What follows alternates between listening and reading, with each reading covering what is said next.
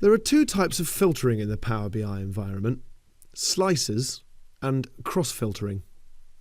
Slicers are any drop-down or checkbox list that keeps the selection you make within it. This is how you would choose a year group to view in a chart, or which subjects' rags you want to summarise.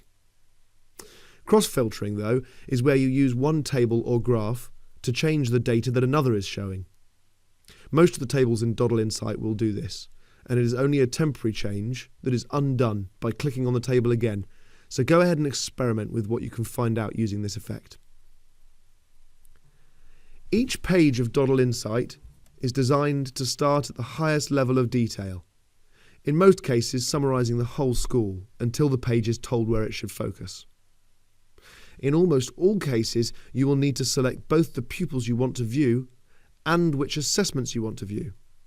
This is so that form classes can be easily viewed too, either across subjects or just for a specific subject. When you see a filter called Doddle Subject, it is filtering the Doddle step values for all pupils.